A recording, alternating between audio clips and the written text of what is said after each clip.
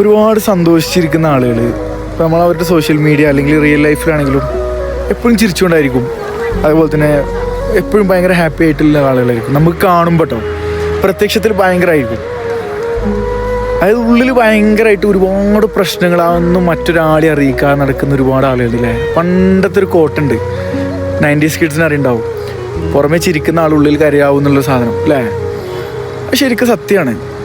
ഒരുപാട് family problems, സാമ്പത്തികമായിട്ടുള്ള പ്രശ്നങ്ങൾ, ശാരീരികമായിട്ടുള്ള പ്രശ്നങ്ങൾ, അതായത് ദാമ്പത്യമായിട്ടുള്ള പ്രശ്നങ്ങൾ, പല രീതിയിൽ ഒരുപാട് പ്രശ്നങ്ങൾ മറ്റാരോടും അറിയിക്കാതെ അല്ലേ ഒരുപാട് ആളുകളുടെ പ്രശ്നങ്ങൾ ഏറ്റെടുത്തുകൊണ്ട് ജീവിക്കുന്ന കുറേ ആളുകളുണ്ട്.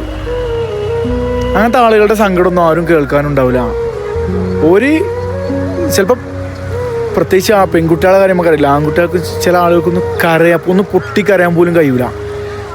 ഒന്ന് കരഞ്ഞു കഴിഞ്ഞാൽ തീരെ പ്രശ്നം ഉണ്ടാവുള്ളൂ ആ ഒരു മൊമെൻറ്റിൽ. പക്ഷേ ഒരു വിങ്ങലായിട്ട് ഇങ്ങനെ നിൽക്കും. അങ്ങനത്തെ ഒരുപാട് പേരുണ്ട്. അതായത് ഒരുപാട് ആളുകളുടെ കുടുംബങ്ങളുടെയും മറ്റുള്ള ആളുകളുടെയൊക്കെ പ്രശ്നങ്ങൾ അതായത് ഏറ്റെടുത്തില്ലെങ്കിലും അത് തലയിൽ വന്ന് ചേരും. എന്നിട്ട് അത് ഡീൽ ചെയ്തിട്ട് അങ്ങനെ ജീവിക്കുന്ന കുറേ ആളുകളുണ്ടല്ലേ.